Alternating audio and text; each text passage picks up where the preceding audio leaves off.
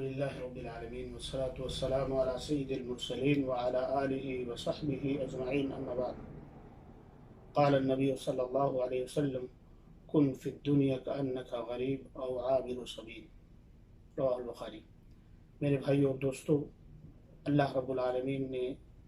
ہم انسانوں کو یہ نصیحت کی ہے کہ انسان زندگی اس طرح سے گزارے جیسے کہ ایک اجنبی شخص ہوتا ہے، کہ کوئی خاص اس کے پاس دولت اور جائیداد نہیں ہوتی ہے، بلکہ اس کی مزید جو ہے اللہ کے نبی صلی اللہ علیہ وسلم نے تشریح فرمائی کہ جیسے کہ مسافر ہوتا ہے، معمولی سا سامان ہوتا ہے تو وہ اپنے ساتھ کیا چیزیں رکھتا ہے، اسی طرح سے ایک انسان کو زندگی بسر کرنا چاہیے۔ اسی لیے حضرت عبداللہ ابن عمر رضی اللہ تعالیٰ عنہ فرماتے ہیں کہ جب آپ شام کر لیں تو صبح کا انتظار نہ کریں، اور جب آپ صبح کر لیں تو شام کا انتظار نہ کریں۔ یعنی انسان کو یہ پتہ نہیں ہوتا ہے کہ ہم شام کرتے ہیں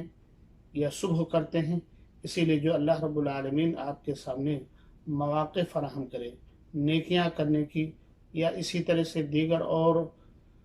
نیک اعمال کی توفیق ملے، انسان کو سبقت کرنا چاہیے تاکہ بعد میں پچھتانا نہ پڑے۔ اس لیے ہمیں اور آپ کو چاہیے کہ ہم اللہ کی بارگاہ میں دعا کریں کہ اللہ رب العالمین ہمارا خاتمہ بالخیر کرے۔ آمین۔ وآخر دعوانا الحمدللہ رب العالمین۔